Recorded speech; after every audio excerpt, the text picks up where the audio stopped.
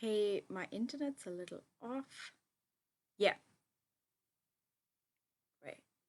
Okay, so welcome everyone to episode 4 of A Shameless Period.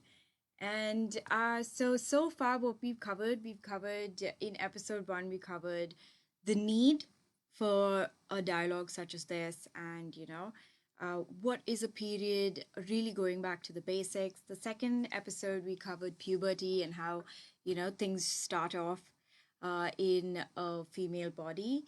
And in the last episode, we did part one of period management.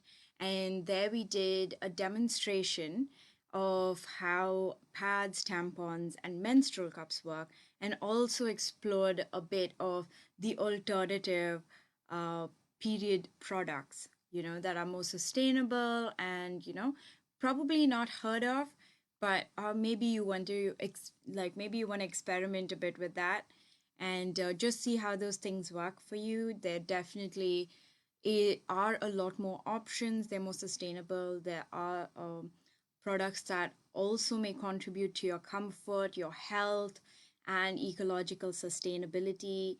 So definitely something for you to check out and explore some more. One of the options that I actually forgot to mention as an alternative period product in the previous video is period panties. So, period panties are basically panties that are designed where you don't have to wear the pad or a tampon or anything like that. You don't have to wear anything like that. The panty already comes with uh, an absorbent lining, and yeah, so you could just wear a panty and just be on the go. And there is this one company that really put the period panty out there, and I think that's Thinx, THINX, and they've come up with some really very sexy looking period panty lines, and they are really sleek to look at. They're not like your grandma panties. Definitely something you can go to a party with, and they have like seamless ones, and they have the panty shorts and thing, and really different designs and quite a lot more fashionable. And I think that does add an element of desirability to these products because, it does help in making you feel good. So, yeah, so that's something for you to check out. Loads of brands now, and they are probably on the slightly more expensive side, but, you know, they, uh, they, they are an investment, and they're something for you to try out and give it a go and see if your body's really comfortable with that, and whether you'd like to continue that way. And they have a life of for about 2 to 5 years, depending on how long the elasticity of it is lasts for you and things like that. So yeah, so today, moving on to today's agenda. Today's agenda is period management part 2. So what we're going to be covering today is nutrition, hygiene, and pain management. Now the thing is, it's really important to consider why each of these things are as important as our period products, and it's about to do with lifestyle, right? And how we live our lives for those days, like including PMS and including the menstrual days, right? And I feel like we really require a holistic way of looking at it because each one influences the other. So you have nutrition and hygiene influencing your experience of pain management. And when we go into more detail, we'll understand why. Okay, so there are a lot of foods that contribute to lessening of discomfort, providing more energy, ensuring that your nutritional deficiencies are met during this period, because there are fluctuations in our systems. So, really catering to those fluctuations, catering to those lacks, is really important for our experience during that time. So, food plays a massive role. Then hygiene plays a massive role in making us one feel really clean and good if we're following a good hygiene practice. And second is too much of a relatively hygienic product could actually be counterproductive for us. And we're going to really explore which ones those are. And of course, I'm going to bring in a psychological and a more holistic aspect to the way we look at this, because ultimately, again and again and again, I'm going to keep repeating this in almost every video of mine. It's going to influence how we look at our bodies, or rather, how we look at our bodies is also going to influence this. So, it's really a two-way system. So, yes, so let's just, without any further ado, dive in. Yeah. So the first thing we're going to tackle is nutrition. So what I'm going to do in this segment is I'm going to be exploring the foods and the nutrition and fluid intake that would really help out at this time, as well as the food and nutrition and the fluid intake that may actually be not helping your system and be contributing to more discomfort in this time. Okay, and the way this becomes um, useful for both men and women, and anybody experiencing menstruation. um, so the way this becomes useful is that you're in a better place to understand the needs of your body and cater to them in a more healthy way, as well as be more prepared to cater to them in advance, like meal prep and making it really a lot more comfortable for y'all, well in advance before your periods hit. And that's how I tackle it. I actually know, okay, maybe I'm going to start craving this at this time, and maybe I'm not going to be able to make dinner or lunch for myself during this time. So I actually make sure I prepare a large meal. I take my tastes into consideration because I'm already uncomfortable at this time. So I really want to make it as easy for me as possible at this point of time. So, really, a little bit of planning and strategizing actually helps out. And I think that can be a two-person contribution. Yeah. Okay. So, some of the foods that are really helpful during this time is fruits. Now, if you look at fruits, you're looking at fruits with a high water content, right? So you have fruits like watermelon and cucumber that play a really good role because majority of the fruit is actually water, and there's a bit of taste. It's got that really good crunch to it, and it's just a very tasty snack. So fruits, watermelon, cucumber, berries are great, and even bananas. Okay, so these are a really good thing to start off with. It's good to have as snacks, good to chop it up in the fridge, fruit salads. What happens is that they're really light on the body, they're going to hydrate your body. And if you have a sugar craving, these kind of keep them in those sugar cravings met in a really healthier fashion. Okay. If you actually notice, in most of the foods I'm going to be presenting to you all as the options during, or the more preferable options during periods, is you will notice that a large number of them is vegetarian. So, in terms of, you know, so it really looks like the body seems to prefer a vegetarian diet uh, in as a healthier option during this time. So I think that's something you might want to consider. Of course, there are meat options as well, and we'll go into that.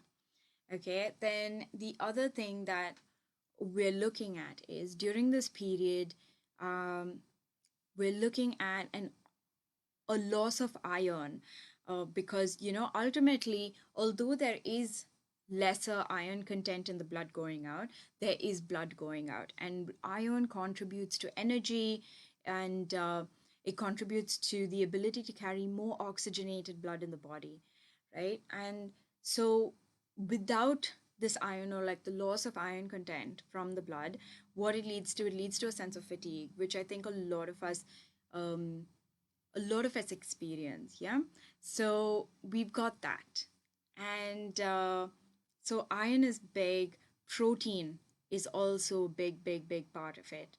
And then you have vitamins and magnesium. So magnesium, if in what I was able to read up and research about, was magnesium contributes to our experience of cravings, our experience of PMS symptoms. So magnesium seems to play a really large role in that, and a magnesium deficiency kind of exacerbates our experience of it in a not so fun way. So, uh, any kind of magnesium related foods actually cuts down PMS symptoms. So yeah, so let's explore what are our options, accessible options to get magnesium, iron, vitamins, and protein. Yeah. So the first up on the list is leafy green vegetables. Leafy green vegetables is great for iron. So you have like your spinach, your broccoli, beans, things like that. So leafy green vegetables is almost always preferable. Salads is a great way to get them in if you like that, or at least in the Indian cuisine, we have something like palak, or in South India you call kuraku, which is basically blanched and steamed spinach. Yeah, spinach and lentils is a great way. So you already have a lot of these a lot of these dishes within Indian cuisine. I'm not familiar with these presentations in other cuisines, so pardon me if I don't, quote any of those, but you can drop them in the comment section and, you know, give a bit of a, I don't know, direction for others who are looking for these in other cuisines. So yeah, so lentils and leafy green vegetables is a great combination. Leafy green vegetables in salads, and also within South Indian dishes, you have the palak, you have the combinations of potato and spinach. Then you have kuraku, which is, and it's what I call that in my language. Um, so kuraku is something that is like spinach, either it's boiled or blanched, and it's mixed and mashed with lentils. It's kind of like a dal, a really flavorful dal, and all the other herbs and vegetables and ingredients just go into it, and it just, it's all sorts of goodness. So, yeah. So, another thing that is really good for this is especially good for vegans as well, vegans, vegetarians, whatever I'm going to say right now, is lentils and beans. So lentils and beans, what they do contribute in is, I've got my notes here, so we're going to read it from there. Yeah, so lentils and beans are really high in proteins, magnesium, vitamins, and yeah, so proteins, magnesiums, and vitamins. So that's what you have, it's really, really good for that. And another thing that comes under that is nuts. Okay, so you have almonds and walnuts and things like that. And again, all these things can go in salads. You can make stir fries out of them, salads. And walnuts, by the way, I've tasted them, are great in salads and stir fries. They go super well with, soya or teriyaki sauce. It's amazing. The bitterness is yum. Yeah. And then you have quinoa. Okay, quinoa is something that, again, is really rich in iron, protein, and magnesium. But this is a great gluten free option for those who are allergic to gluten and have celiac disease. So quinoa is a great source of it, and plus it is something that, um, it makes you feel really full, and it also provides like a lot of energy. So you can have that as a porridge, and or add it to any kind of dish. You can add it to salads again, for that crunch, and it's really good for the digestive system. And it allows for your bowel movements to take place. It adds roughage, so really there's a lot of contributions to it. It allows your body to hold in a lot more water, so in that way it prevents so it kind of plays a role on preventing diarrhea and also avoids constipation, which is great. And these are two things, both ends of the spectrum, that you do find in the symptoms of cramps and just the whole thing with the menstrual experience. So yeah, so quinoa is super great. Then you have tofu, because which is made of soya bean, and again very rich in iron, magnesium, calcium. Okay, and calcium is really good because you're facing a deficiency in calcium, and this is that perception of strength and that sustainability and resilience that you have going on in your body, and it seems to take a hit at this point of time. So tofu is also a great option. Again, it's a vegan option. Wouldn't suggest it for people who are allergic to soybean. Yeah, so just watch out for that. Yeah, so these are your options within the vegetarian forte. Yeah. Then moving on to meats. Okay. So your friendliest meats, your friendliest meats are chicken and fish. Um, there are several reasons for why it's chicken and fish. So it's a more dense meat. It does take a longer time for the body to break it down, but it is still lighter than red meat. So it means that like your body will feel satiated after consuming chicken. Okay, then chicken is a great source of protein as well as iron. So, if you can have like grilled chicken, keeping it relatively light, along with, some salads and some greens, or you're making a stir fry out of it or something like that, chicken's really good. So it caters to taste as well. I'm sure, like, Nando's is a great place, I guess, you can go to for chicken dishes. And yeah, and grilled chicken is more preferable to anything that's deep fried because, again, oil in the system is not great. Um, any kind of heavy foods contributes to a heavier feeling. It creates a lot more lethargy. It affects your skin in not the best way. So try to keep it like grilled, or just like minimum oil, or use the kind of oil you're using could be a healthier supplement. So yeah, so just look into those things. Yeah. And then you have fish. So now fish is, of course, it's always been a top priority in terms of the meats, and it's a white meat, and it's really light on the system.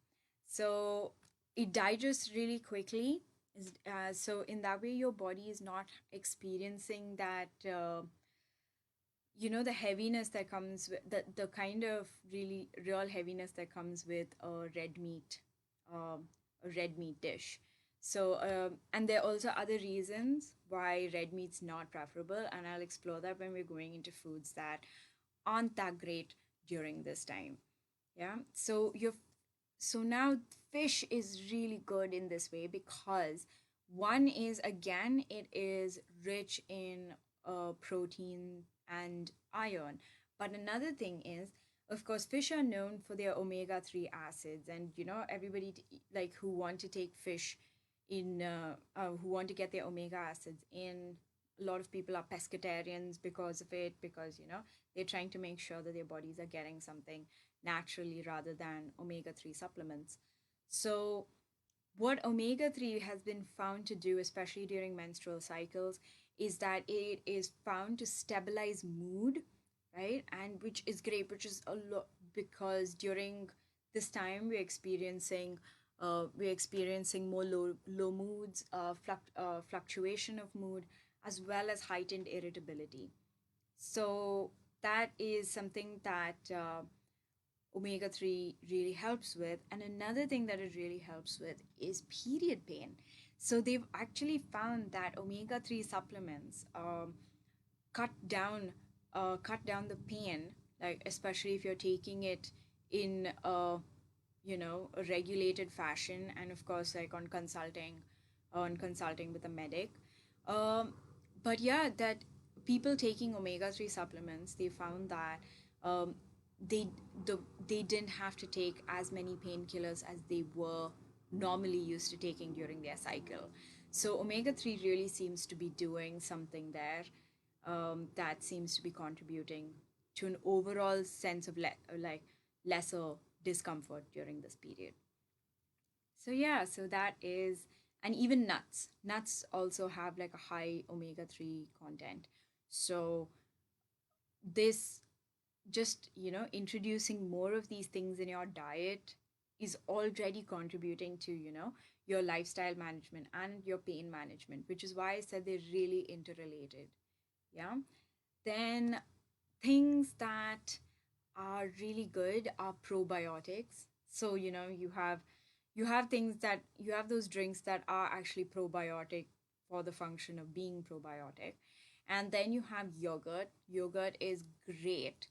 Yogurt, curd, um, cottage cheese, all of these all of these fermented dairy products are really great for probiotics in the body. Then there's even right now something I think that's gaining popularity. I've not tasted it, but a lot of people seem to take a great liking to it. Is kombucha tea. So kombucha tea is fermented tea. No, or it's called kombucha, which is fermented tea. I think it's that. Yeah.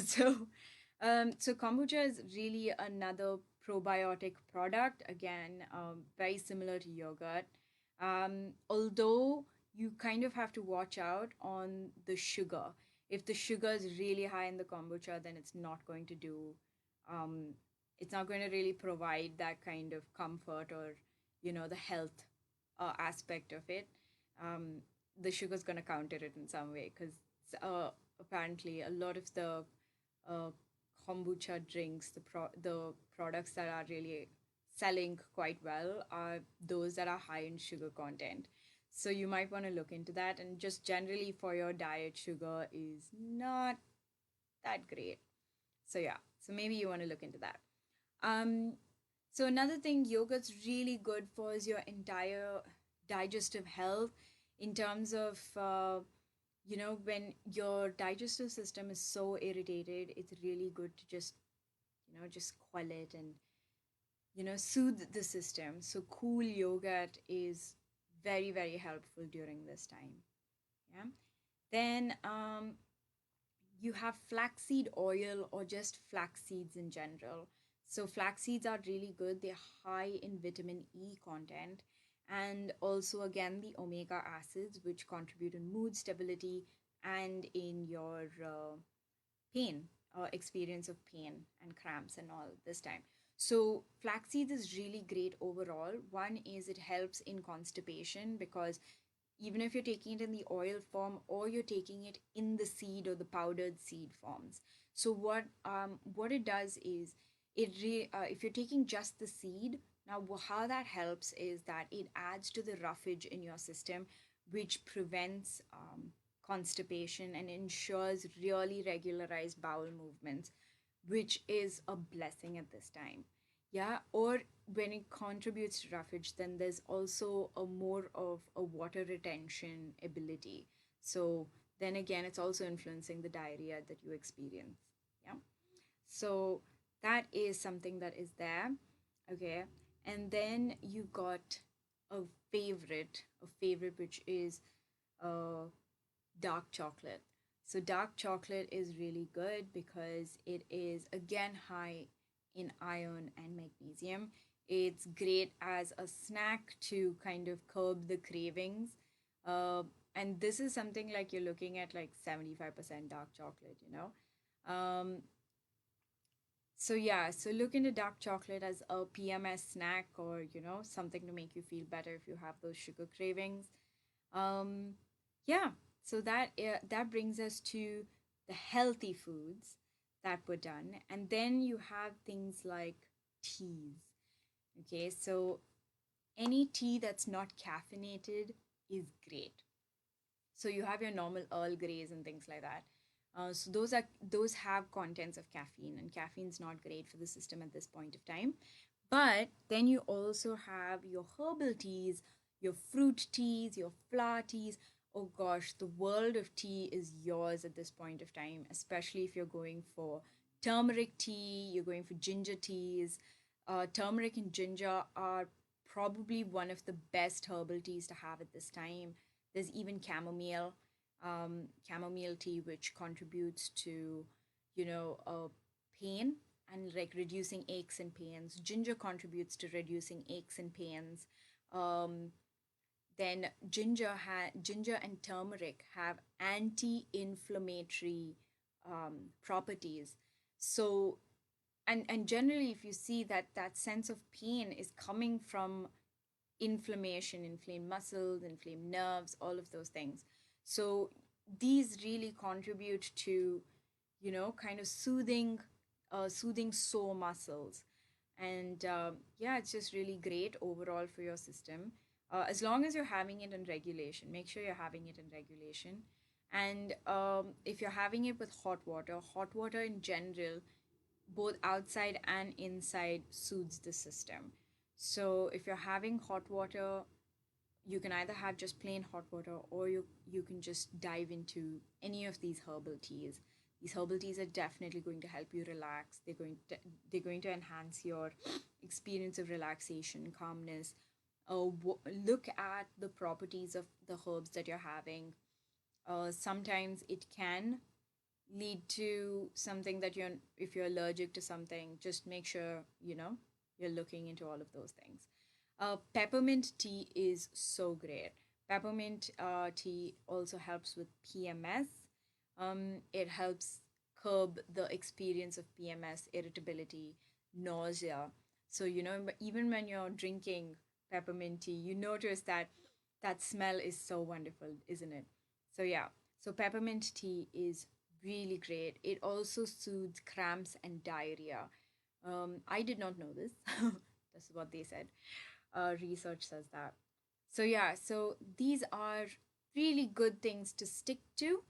Generally, a vegetarian diet is really good because the body really wants something that's very calming at this point of time. Personally, my experience is that I noticed that I like healing foods at this point of time. Um, I like, just a simple bowl of white rice and ghee. If it's really, really bad, ghee is clarified butter. And, I just don't feel like eating anything at all. And I just want something in my system so that I can take my pain meds. Then I just make myself boiled rice and, yeah, and just put couple of drops of ghee in it. And honestly, it's the lightest food. At the same time, it just makes me feel okay, I've just got about enough. And and because there's no smell as such, I'm not feeling the nausea or anything like that. So that's personally my experience for these things. uh yeah. Now, foods to avoid. Okay, foods to avoid are salt, any kind of salty foods, high salt foods. So what salt really does is it causes water retention, which inevitably causes bloating in the body, which is just really uncomfortable, and I don't think we need that in our lives. Then you have sugar, and so your high intake of sugar, again, with the kombucha and things like that, or if you're having carbonated drinks. First of all, carbonated drinks could also again cause the bloating and things like that. And then the high levels of sugar in any of these drinks or any of the foods you're taking, like if you're having the milk chocolates. And um, I generally sometimes pick out on marshmallows, but it's not great for my system. So as long as you're having things um, in regulation, it's fine. But The thing is with sugar, what happens is things that are have really high intakes of sugar, it leads to an energy spike, which initially feels great. But the thing is, there's also a sugar crash that's going to come. And the sugar crash is going to lead to a lot more irritability and mood swings and things like that. So just watch that. Like, just make sure you're hydrating yourself and, you're balancing it out with other stuff. Caffeine, so that means coffee and tea is the caffeinated stuff is not great for your system. One is it causes dehydration of the body. It causes water retention to take place, and then afterwards you also have dehydration related headaches caused from caffeine. And somehow there's always that weird thing caffeine does where you're just running to the loo, right? So diarrhea, if you're prone to diarrhea during this time, just try and be careful or to stay away from coffee. But if your system is really used to coffee, then just 1 cup, just try to regulate it to 1 cup as much as possible. um, and if you're try not to drink it black. Okay, so adding milk, because milk actually gives you a better result during this time. So kind of adding milk to your coffee could actually, and the tea could actually help, you know, somehow regulate that. So just watch, if you're having like 3 to 4 cups a day, then just try to bring it down for that time, because that may actually be aggravating and triggering your body a lot more. Then alcohol. Well, alcohol, if you're going to take it in like really large quantities, you're going to get a hangover. And a hangover is like a period anyway. So if you're going to have hangover and period together, it's just going to be dreadful. Really, really dreadful. And also, things that alcohol leads to is dehydration, your nausea, dehydration related headaches. We've all been there. So yeah, so dehydration, and then diarrhea. Um, Not useful at the time. So just watch your alcohol intake. It's not a solution. Makes you feel better probably for half an hour, and then it's downhill from there. So just watch your alcohol intake during this time. Spicy foods, just stay away from them, because what's noticed is the body really prefers a bland diet at this point of time. So yeah, stick to uh, bland diets as much as possible. Because what is going to happen is, if you're going to have very spicy foods, it's actually going to cause stomach aches. Stomach aches along with cramps is not going to help you. And then in the process, it may, because of the kind of pain the body is, it can throw you into nausea, which can lead to vomiting, and then it also contributes to diarrhea. So I don't think you want that experience. So yeah, now red meat. Coming to red meat and why red meat is not awesome. So red meat, in your system, when your body is processing the meat, breaking down the meat that you've taken, so red meat contains these thing called prostaglandins. Okay, prostaglandins is something that causes muscles to contract. Okay, and when you're eating this and your body's already in this the state, um, your uterus actually, prostaglandins help in the contraction of uterus, and hence you're going to find increased cramping at this point of time. So red meat consumption actually literally contributes to heightened period cramps. So just watch that. Okay, and then of course, foods that you're intolerant towards. So like people who are lactose intolerant, I suppose, if you feel like you want that one off thing, like even if you take your tablets at that point of time, to allow you to have your whatever lactose based food, your body is going to reject it a lot, maybe have a stronger reaction to it. So the effect that you have, which is either the bloating or the diarrhea and things like that, it's going to be more intense at this point of time. So that brings us to the end of our food segment. Also, like, just a fun fact is that, um, why does your body crave for things at this point of time? And the cravings is generally what what brings our need for food and what we need to have and what we don't need to have. And sometimes our food decisions are entirely based on these cravings. So what cravings, the foundation of the cravings is, so there is a really high level of progesterone in your body before your periods start, right? And progesterone is the pregnancy maintaining hormone, and it ensures that the pregnancy is maintained. And when you're pregnant, you have a baby, and this thing ensures that you're going to be eating for two and nourishing for two. So it ensures that your appetite is a lot more, which is like, that was so interesting when I read about it. So it yeah, so that means you're kind of going through this thing of cravings of, I want food and I want to scrump everything down, is because of progesterone in your system, which I think is super cool. Um, yeah, so now that you understand that, maybe you want to understand, how you can cater to your body's needs at this point of time. So one thing when I work along with this is that I actually take my nose shopping, right? And I look for what does my body want in a grocery store, and I just allow my body to, you know, um, I allow my nose to take me to the places where things smell nice. And I find that that really actually helps me out later on during my period, because, or even when I'm sick, is that I allow my nose to do it. And I really believe that the body understand what it needs at this point of time. Yeah, so take your nose shopping at this point. And then another thing I is understanding the difference between emotional eating and what your body needs and what your body is asking for. Now, emotional eating means that you're going to want to eat something to make your body feel better about something that is emotionally distressing. So that is different from listening to your body and what your body needs.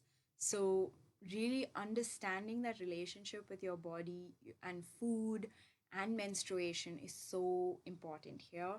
And that maybe if you're really interested, we can go into emotional eating, what emotional eating is, what cravings are, and what we can do about it. Then understanding your needs during your periods, and actually do period prepping. I actually do meal preps. I go out, I shop for food, make sure I've got all of these stocked in, so that if there is anything I need to do, it's already there in the fridge, or it's in my bag, and I've got snacks everywhere, and really healthy snacks.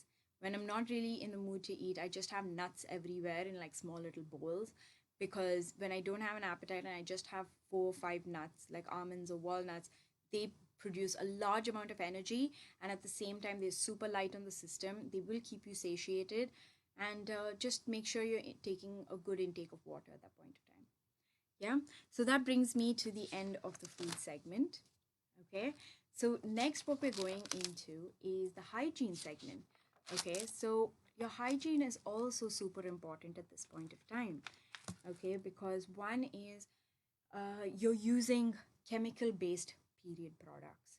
Okay, chemical based period products have consequences on your body. Like I mentioned in the previous one, TSS, which is toxic shock syndrome, is a reality, and it's a cruel reality that we have to come to terms with. So looking at alternative period products is definitely something that you look at.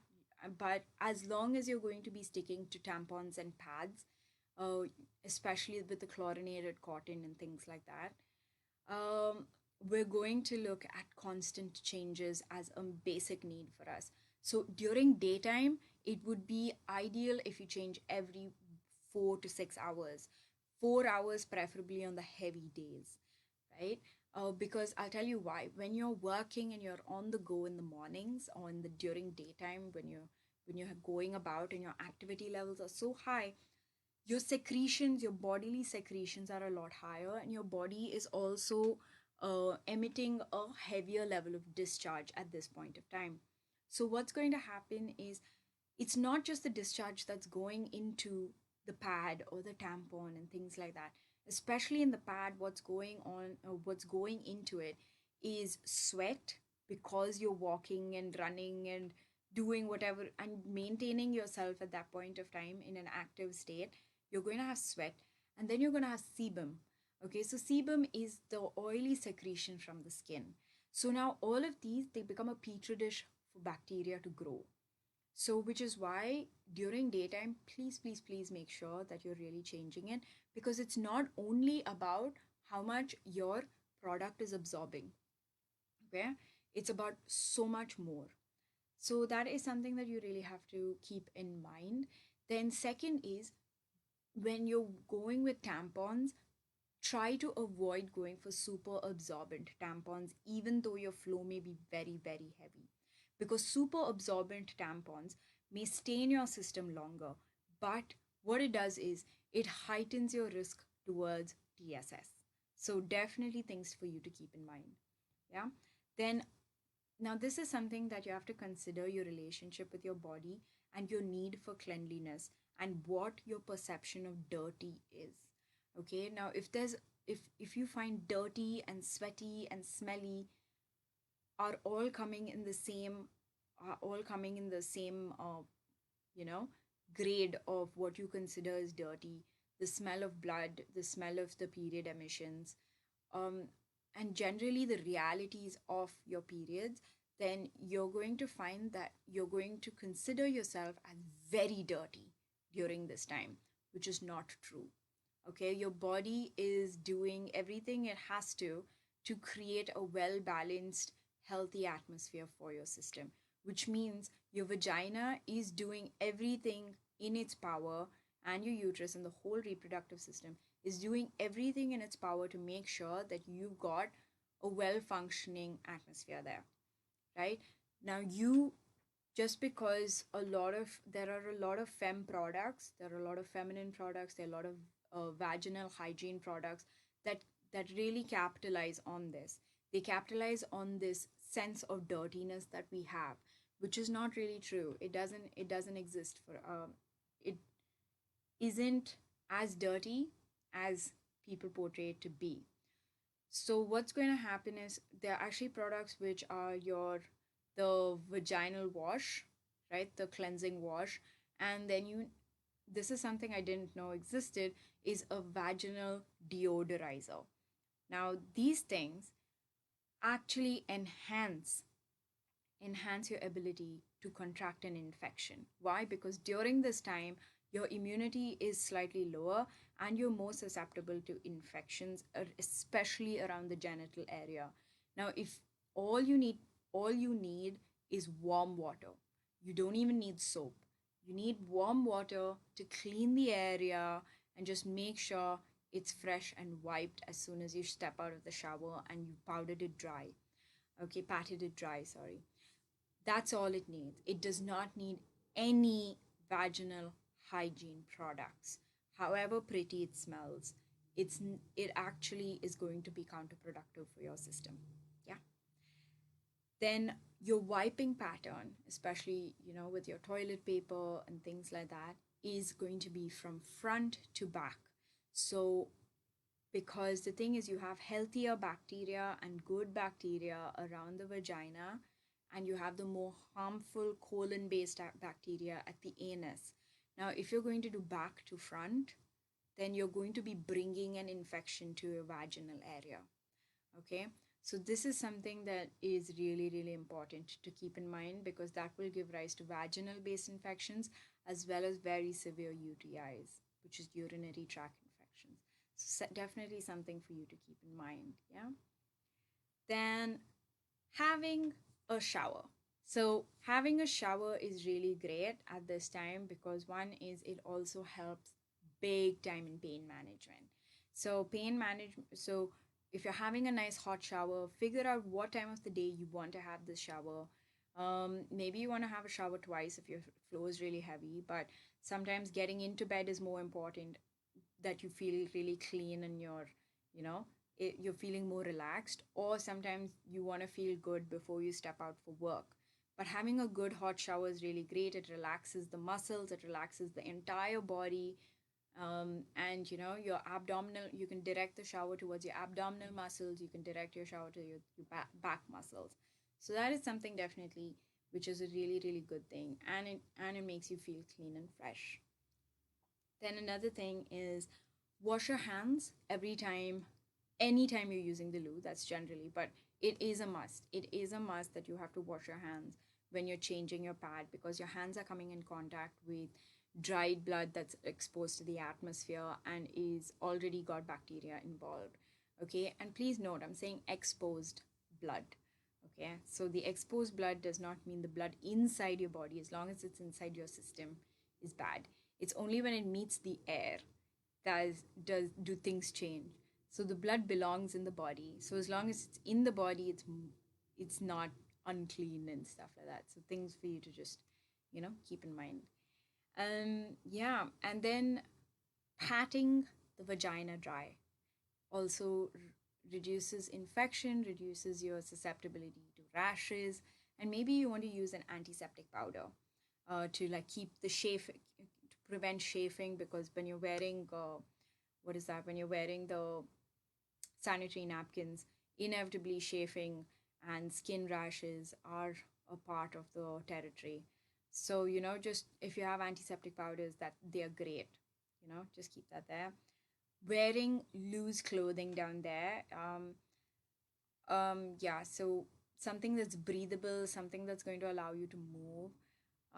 That's definitely, because you need to keep the circulation going around that area. So leggings, the expandable leggings are okay, but then afterwards, if you're looking at jeggings and the really tight jeans and things like that, those can actually be causing restriction of your of the blood circulations around that system, and it's not good. You need circulation at this point of time, and it could also contribute to your cramps big time. Okay, so then next, your pain management, which is my favorite. So pain management, my first and foremost always go to is heat pads. Okay, so one is you have medical grade heat patches that you can get specifically for your periods, and that really helps. It it heats up and you can just tape it on to your abdomen. So it's really great for camping trips, if you feel that you're going to go traveling and things like that. This is really convenient, because and it's just something that you get over the counter in pharmacy and things like that. So so these are the heat patches that you can ask for periods, and it actually you can use it for any kind of um, muscle catch or whatever. But it's most effective for the periods.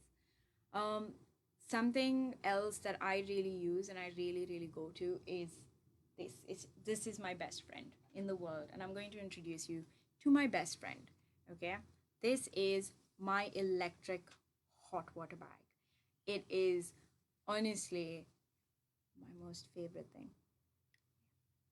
Okay, because so the electric hot water bag is this one's actually, I think, manufactured in China or Taiwan or something like that.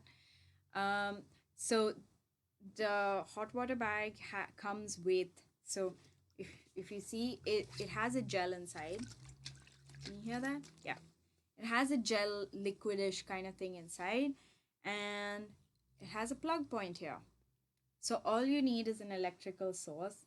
And I like these better than the normal hot water bags, because I'm not wasting water and I'm not constantly pouring it out. And it's just the same thing that gets heated over and over again. And yeah, so you can actually just buy these online. Yeah, or I found like this, I found at one of those small creative uh, kind of stalls. So, but yeah, electric hot water bags are great.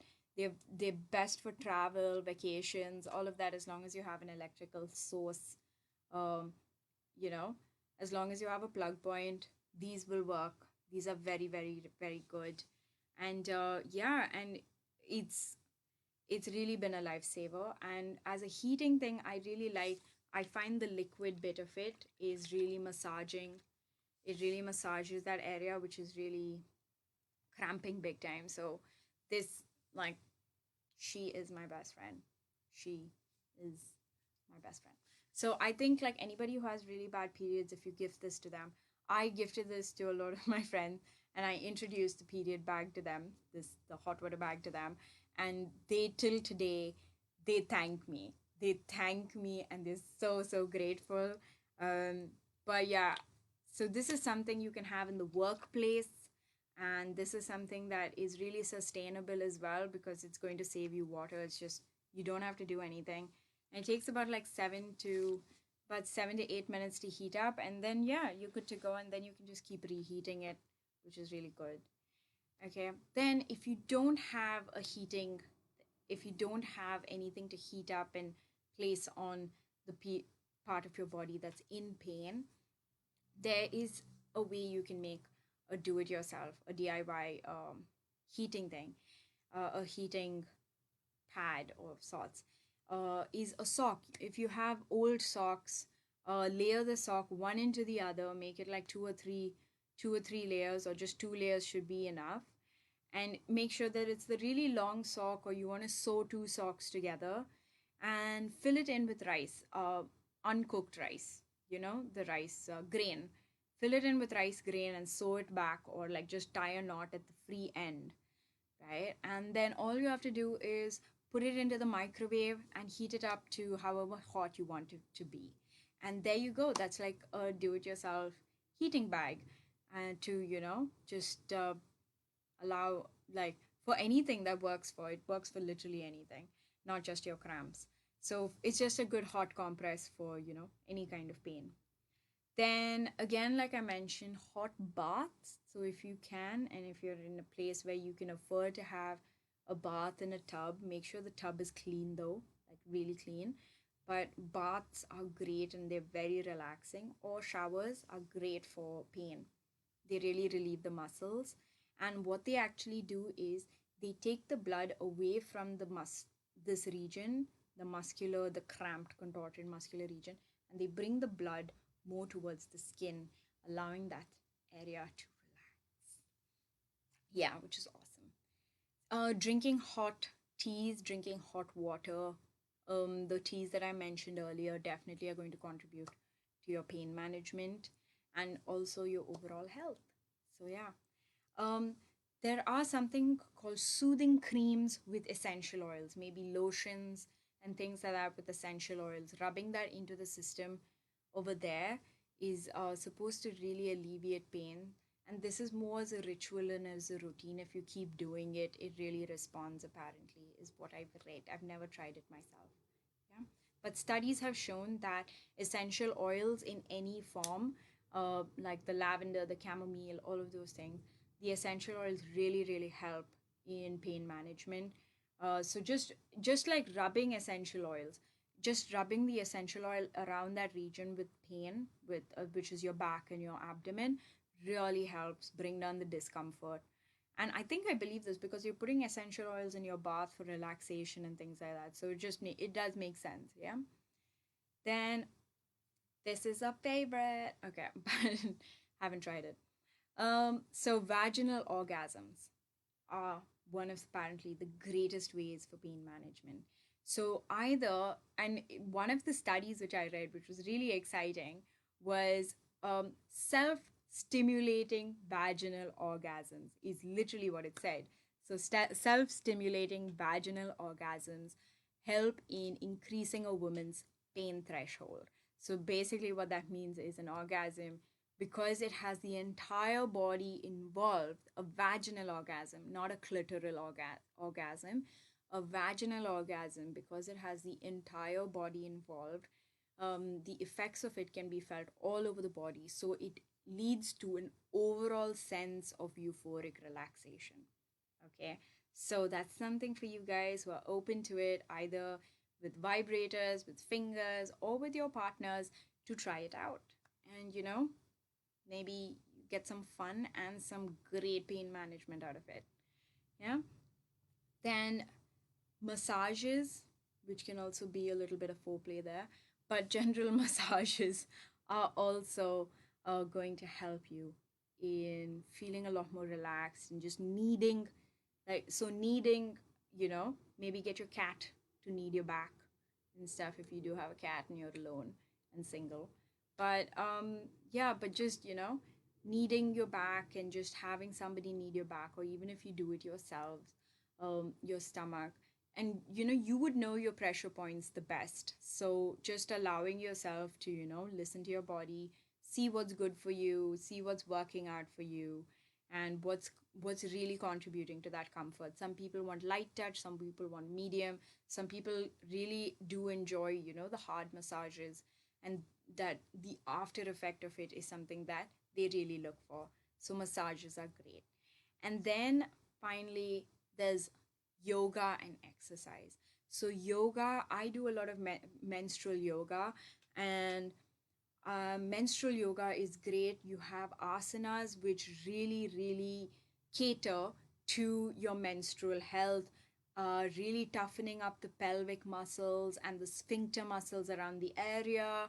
And it is really good. And the thing is, even if you're not able to do the exercises during the periods, there are certain yogic positions that you can do while you're lying down. You have the child position, you have the butterfly position, you have the um I think it's Vajrasana, which like you're just sitting down, and that and then there are a lot of exercises you do before your periods, during your PMS, that bring down tender breasts. And then that there's I forgot the one, but like you're lifting your legs into the air, and you're holding your back and stuff. I forgot the name of that. But that one really helps in regulating your pineal gland, and your hypothalamus. So what it actually does is it is allowing for your endocrine system to regulate. Okay, so any kind of hormonal fluctuations is looked at through that asana. So there are really a lot of those things that you can look to. Yoga has certainly, most certainly, improved my lifestyle, and it's something that you may want to consider. There's some very relaxing yoga poses that I actually try in while having a bath, and when I'm sleeping, I just allow myself to relax. Then of course shavasana is just the best. It's the dead body position. So yeah, so just look into yoga. Or if you're more into exercising, if you find gymming or jogging, or your own workout systems that are really suiting you, listen to your body. Look at your activity levels, look at your fatigue and energy levels, and really play into that a lot. Like, don't resist it, but I would say just go along with it, and see what your body can do, and just be okay with it. So yeah, so that brings me to the end of period management 2. Okay, so we covered quite a bit. We covered food, nutrition, health and hygiene, and your pain management. And so all these three are really interrelated to each other. They contribute for a holistic management of your lifestyle. If you start inculcating this into your everyday life and not just your menstrual life, it's really great. Yeah, so, and if, yeah, so of course, I'm sorry, for pain management, I forgot, you do have the most obvious, the painkillers. um, you have um, you have some very specific for your cramping, and it is important that you have stuff without estradiol in it. So estradiol will be increase any kind of painkiller which has estradiol in it. There are anti-estradiol painkillers, so make sure you pay attention to those. And of course you have your ibuprofen, and then try to avoid aspirins, although they do work. They do have a corrosive effect on your bones. So just make sure, like, a one off or like once or twice is fine, but if you're constantly going to take them, then you're definitely going to have like a calcium deficiency, and it's going to affect you in not the best way. So yeah, so now that brings me to the end of pain management. So yeah, we've covered a lot in terms of lifestyle and the kind of lifestyle you can start working towards. Really look at how your relationship of your body is in terms of the pain. How do you find yourself relating to yourself in terms of, are you ashamed that there's so much of pain? Are you angry at yourself with so much of pain? Um, and is there any shame involved anywhere? And I'm telling you, whether you know it or not, it is contributing to a heightened experience of pain, because that kind of negativity in your body could, it makes it a lot more difficult to handle. So a lot of things that you can consider doing is allowing yourself to be. And I know that's something that really is very vague, but it's almost like, do you want to hold that shame and that anger towards your body for doing what it does and functioning the way it's meant to function, and for not being able, not technically being responsible out of malice for causing that pain to your body and to yourself and your perception of that pain. And I think if you're able to step away from the shame, if you're able to step away from the anger, I particularly noticed in myself that it wasn't something about taking it on. I had a readiness to take it on. Um, and there was just one element less that I had to battle, which felt, it almost felt like it was just that acceptance. Okay, this is how things are, and I'm not going to yell at myself for this. And I think that really helped. Then my relationship with my body and that thing of cleanliness, what is clean and what is dirty, and am I really dirty, because this isn't very ingrained in our cultures. So that is something to really consider. So we will go, of course, a lot more into these ideas with the coming sessions. Yeah. And we will have the next session next uh, next Saturday. And I'm so sorry, I haven't really decided what's going to happen next Saturday. I'm thinking of certain format changes for these episodes, and also starting this on YouTube instead of Facebook so that it can have larger accessibility to more people. If you have any suggestions that could help me in terms of reachability, in terms of ideas, what are the formats that I could use that you would be in a better position to receive this information, I am all yours. So until next time, which is the 19th, so that is the 19th of September. Until next time, I will see you, and you have a lovely week. Please take care, stay safe, and have a great period. Okay, and I'll see you.